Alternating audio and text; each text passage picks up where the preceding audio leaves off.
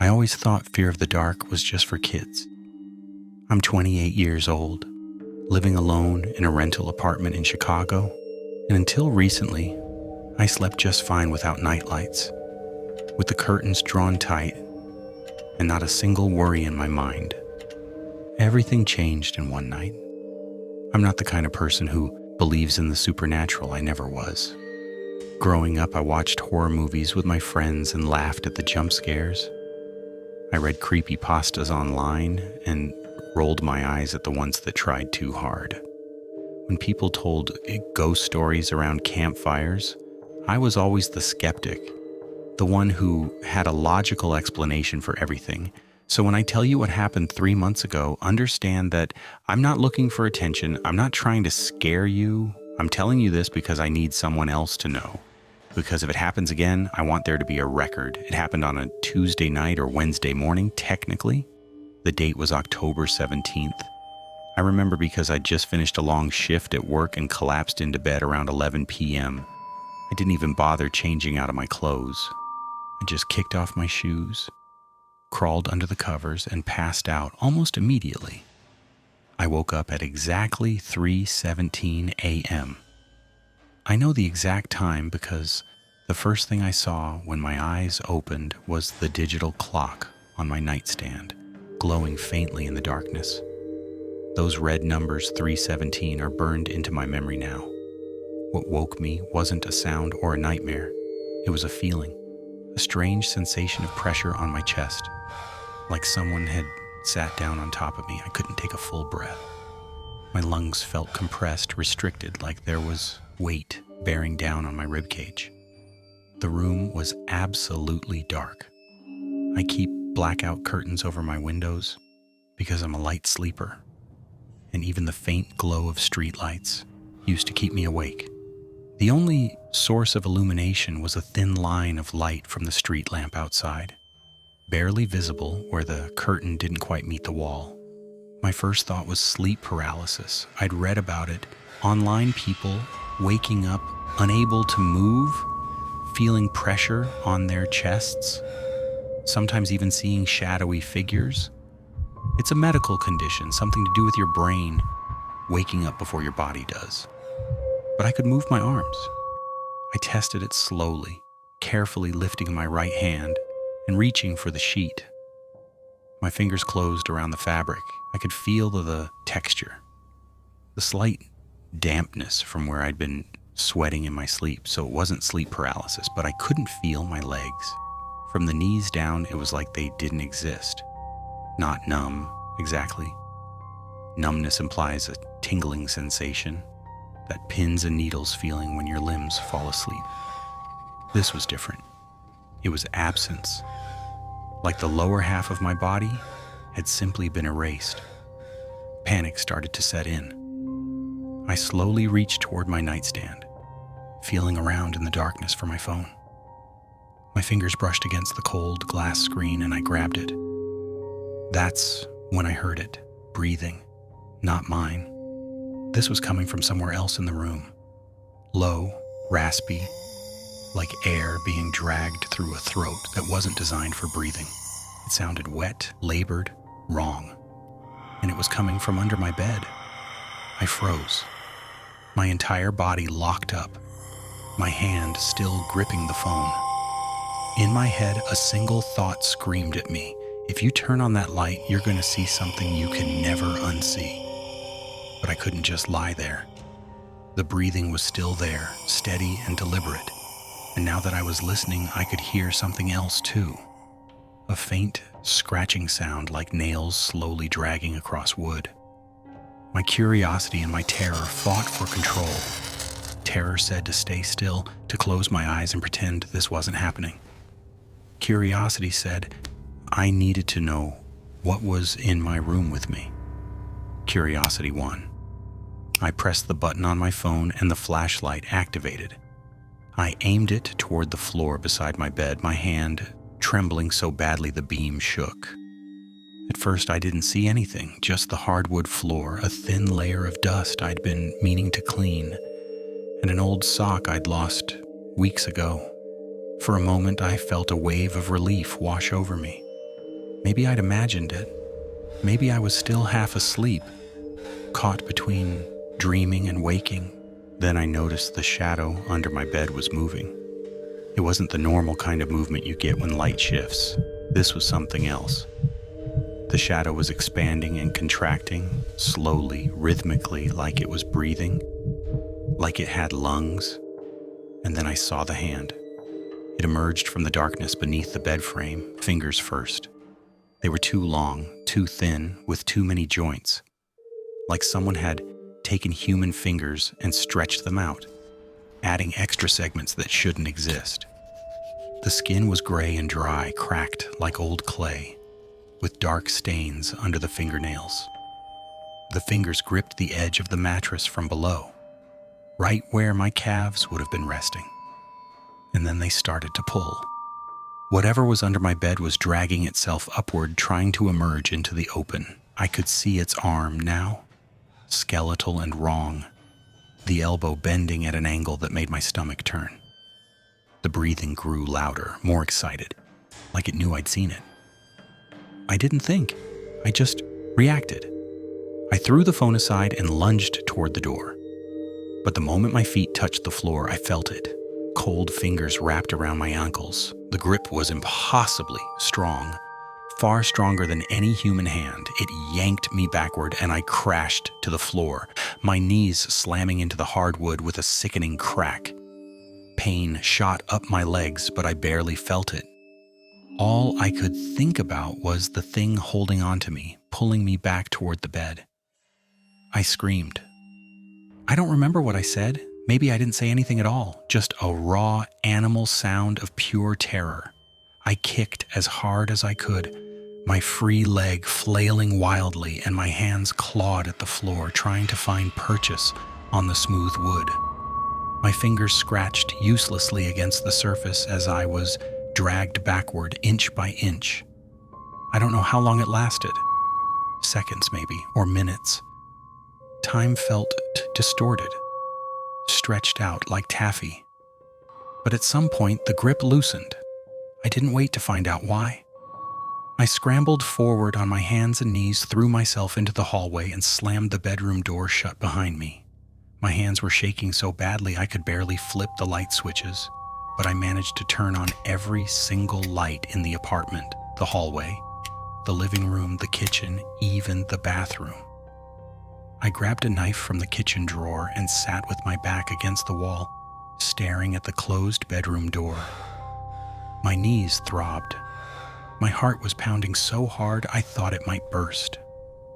I sat there until the sun came up. When the first rays of morning light started filtering through the living room window, I finally worked up the courage to open the bedroom door. I pushed it open slowly, the knife still clutched in my hand, half expecting something to lunge at me from the darkness. But the room was empty. The bed was exactly where I'd left it. The sheets were tangled and thrown aside from my frantic escape. My phone was on the floor, screen cracked from where I'd thrown it. Everything looked normal, except for one thing. I walked over to the bed, my legs still trembling, and lifted the mattress. On the underside, right where my legs would have been resting every night, there were 4 long, deep grooves carved into the fabric. Parallel lines, evenly spaced like claw marks. They hadn't been there before. That same day, I went to IKEA and bought a cheap platform bed frame, the kind that sits directly on the floor with no space underneath. I threw out the old bed frame. I didn't care that I'd lose my security deposit. I couldn't have that gap, that empty space where something could hide. Now I sleep with every light in the apartment on. I know it's expensive, I know it's irrational, but I can't bring myself to turn them off because sometimes late at night when the city outside goes quiet, I still hear it. A faint scratching sound, barely audible, like fingernails slowly dragging across the underside of my mattress. Testing, searching, trying to find a gap, a crack, a way back in. And I know that whatever it was, it's still there, still waiting.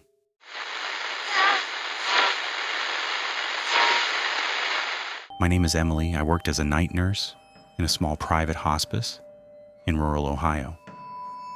Most people don't understand what that job is really like. They think it's sad, depressing, watching people die every week. And it is sad, but it's also quiet, peaceful in a strange way. Most of our patients were elderly, their time simply running out like sand through an hourglass. They'd slip away in their sleep, surrounded by family, or sometimes alone but comfortable, dignified. I thought I'd seen everything death had to offer, the sudden passings, the long drawn-out declines, the ones who fought until the very end and the ones who welcomed it like an old friend. After 3 years working nights at Riverside Hospice, I believed nothing could surprise me anymore.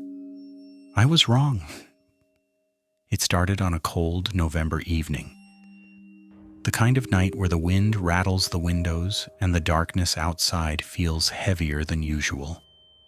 I'd just clocked in for my shift, 7 p.m. to 7 a.m., 12 hours of monitoring patients, administering medication, and keeping the peace in those quiet, dimly lit hallways. That's when they brought him in. Mr. Hargrave, 72 years old according to his chart. Stage 4 pancreatic cancer, unresponsive to treatment. His family had made the difficult decision to move him to hospice care for his final days. The ambulance crew wheeled him past the nurse's station without a word, just a curt nod as they disappeared down the hallway toward room 14. I didn't get a good look at him then. Just a glimpse of a gaunt, gray face and hollow eyes staring at nothing. But there was something about those eyes that made me uncomfortable, empty, like looking into 2 deep wells with no bottom. His chart noted that he'd become largely nonverbal over the past 2 weeks. Occasionally he would mumble things, fragments of sentences that made no sense.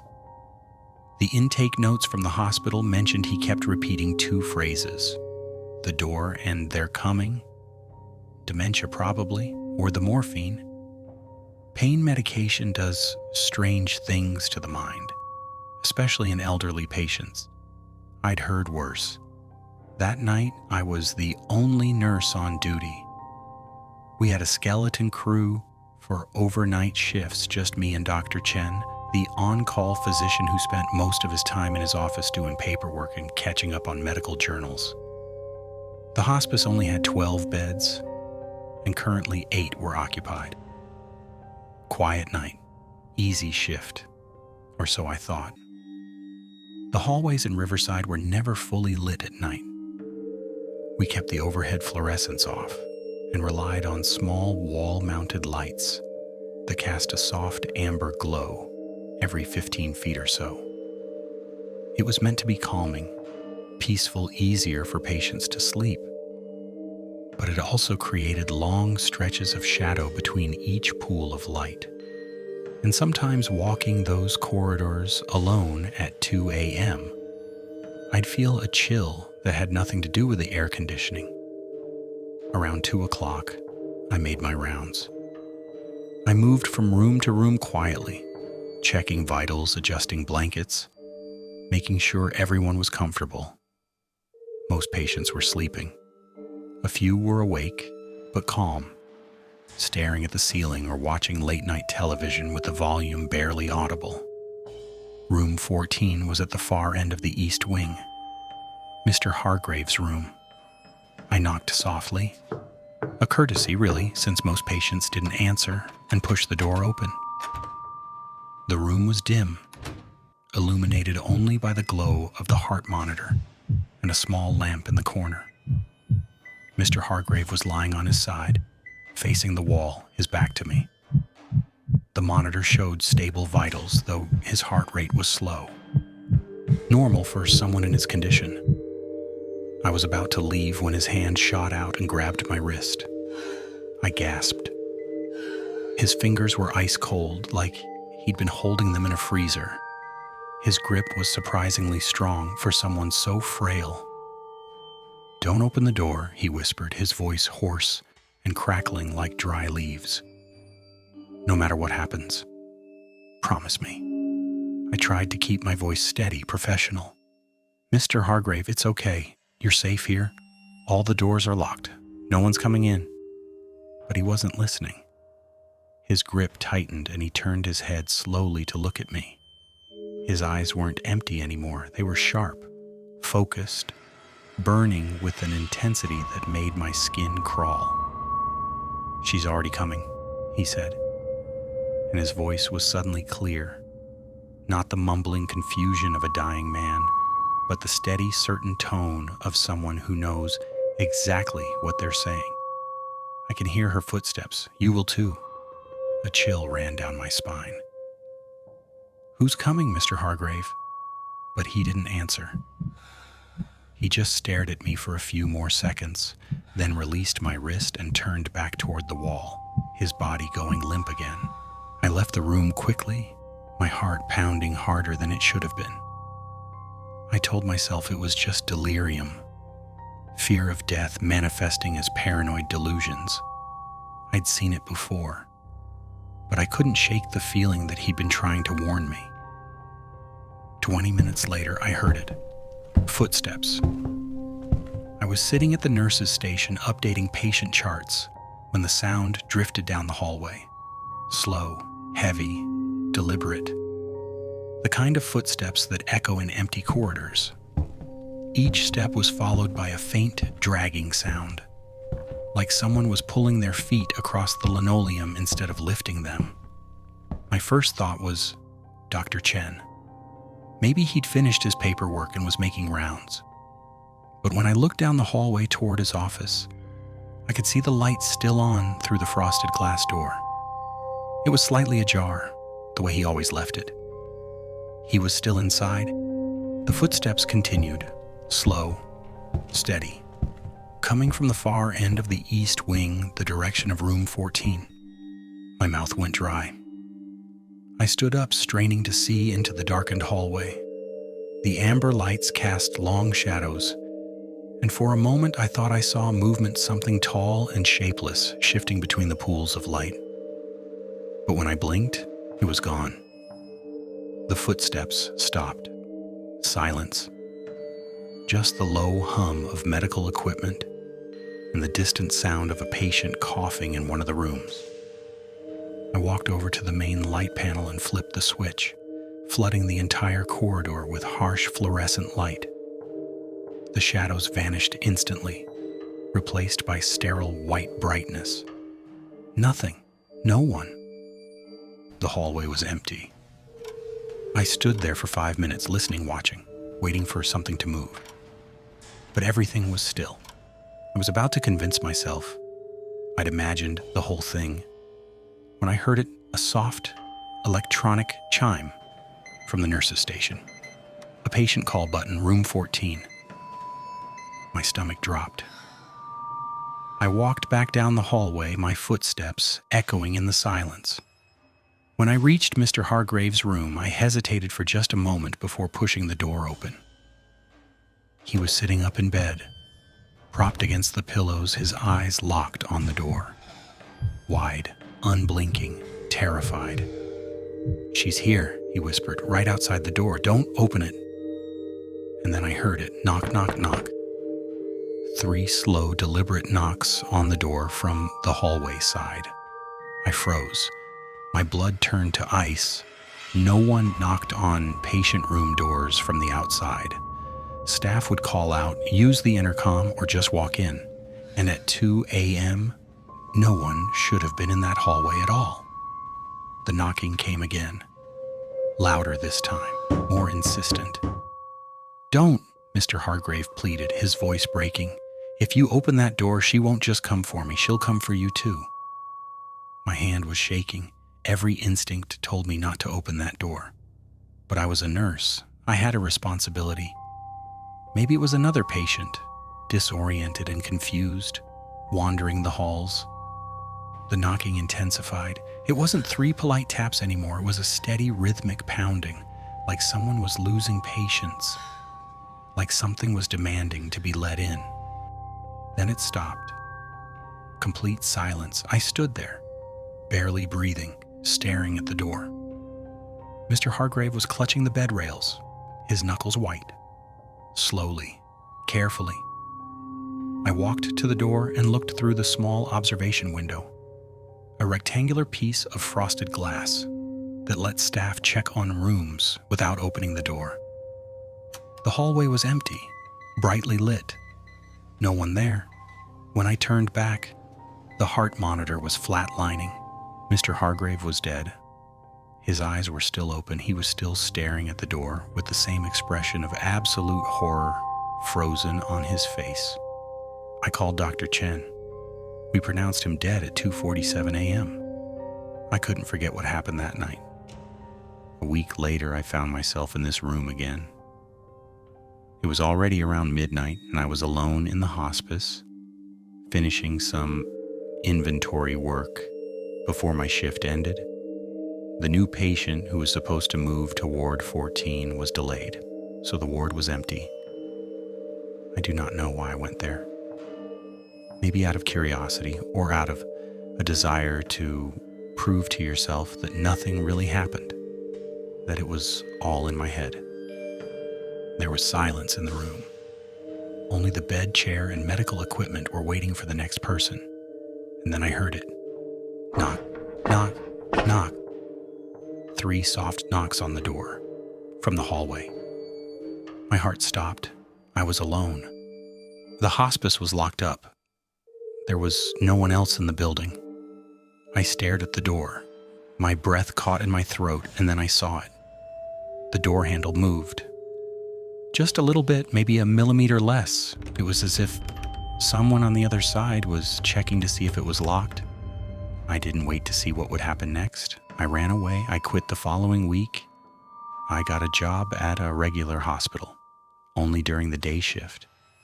I don't work nights anymore, but sometimes, late at night, when my apartment gets too quiet and I'm lying in bed trying to sleep, I hear them again. Those slow, heavy steps. They are heard in the hallway. They're coming to my door. And I wonder if Mr. Hargrave was right. If I had opened that door in room 14, would she have followed me home?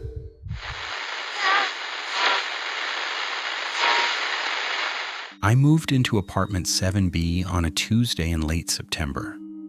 The rent was suspiciously cheap for downtown Seattle, $800 a month for a 1-bedroom with hardwood floors and a view of the city.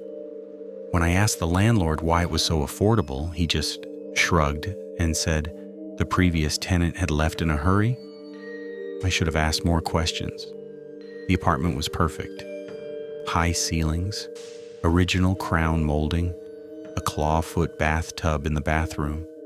Everything was pristine, except for one thing, a massive antique mirror mounted on the bedroom wall. It was easily 6 feet tall and 4 feet wide, framed in ornate dark wood with intricate carvings of faces twisted in expressions I couldn't quite read. Beautiful, but unsettling. I tried to take it down the first day. It wouldn't budge. The thing was bolted into the wall studs with industrial hardware, and when I tried to unscrew the bolts, they wouldn't turn. It was like someone had welded them in place. I figured I'd deal with it later and just threw a sheet over it. That first night, I fell asleep easily. I was exhausted from moving boxes all day. I woke up at 3:33 a.m. I know the exact time because my phone was on the nightstand and the screen was glowing. But I hadn't touched it. It was just on, showing 3:33 in bright white numbers. The sheet I'd thrown over the mirror was on the floor. I sat up slowly, staring at the mirror. In the darkness, I could barely see my own reflection, just a vague shape in the dim light from my phone. I told myself the sheet had just slipped off. Old building, uneven walls, gravity. Logical explanation?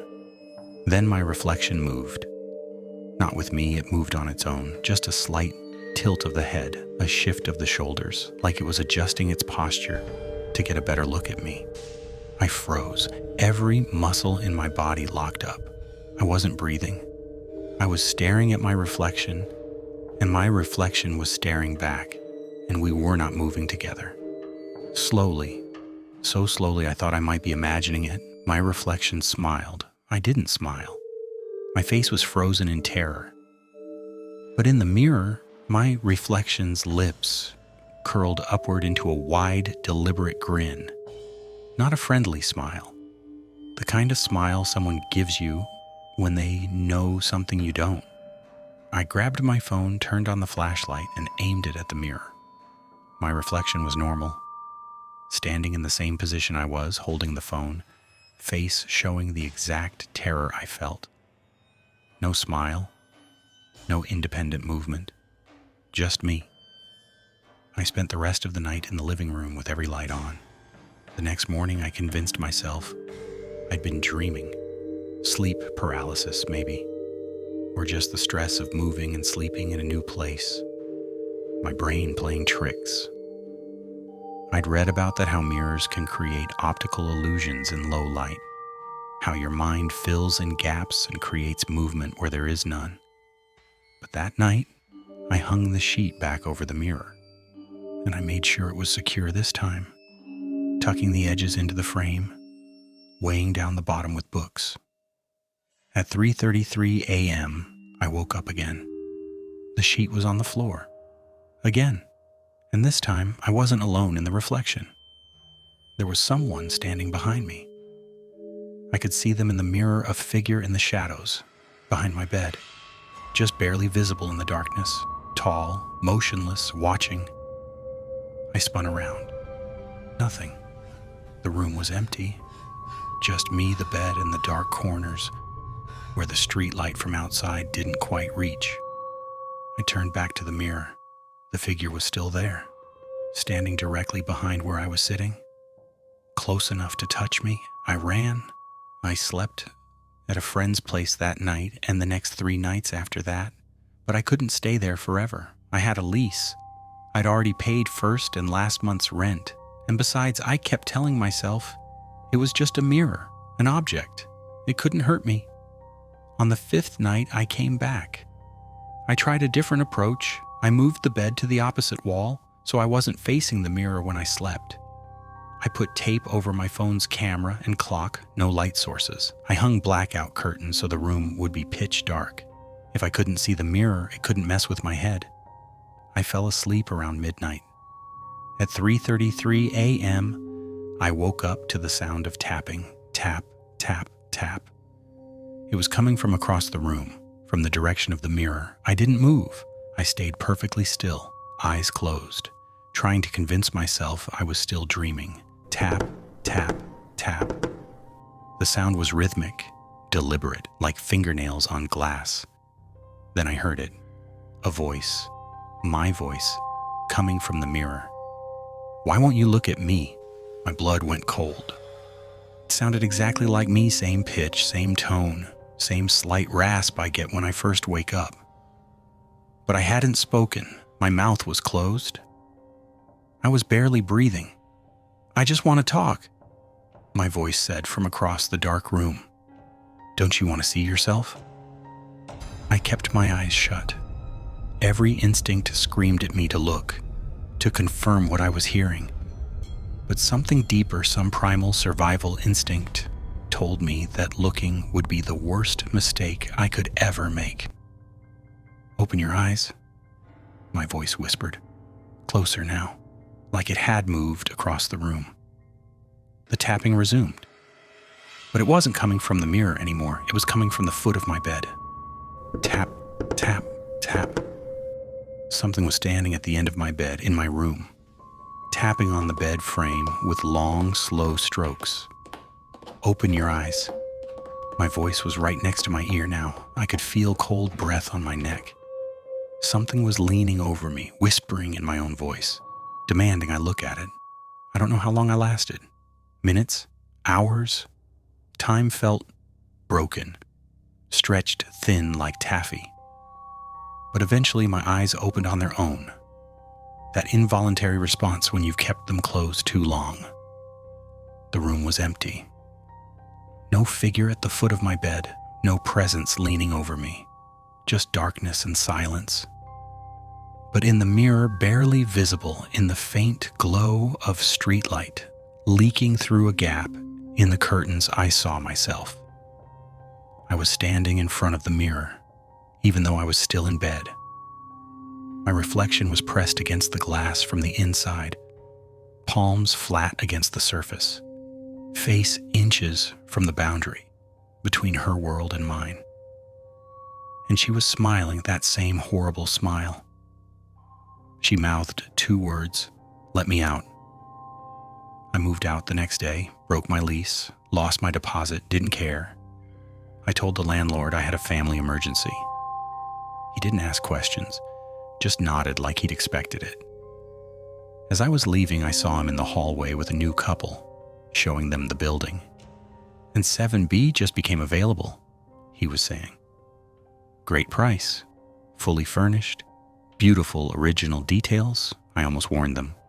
But I didn't, because part of me, the part that spent 5 nights staring at that mirror, knew they wouldn't believe me anyway.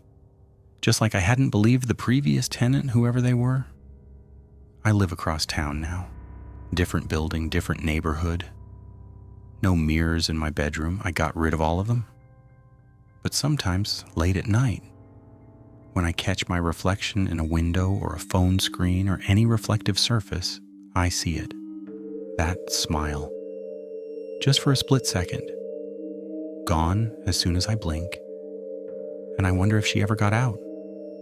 If she's still in that mirror in apartment 7B, waiting for the next person to move in. Or if she found a way to follow me. Because last night I woke up at 3:33 a.m. to the sound of tapping. And when I opened my eyes, my bedroom window, the one facing the street, was reflecting something that shouldn't be there. Me standing outside, looking in, smiling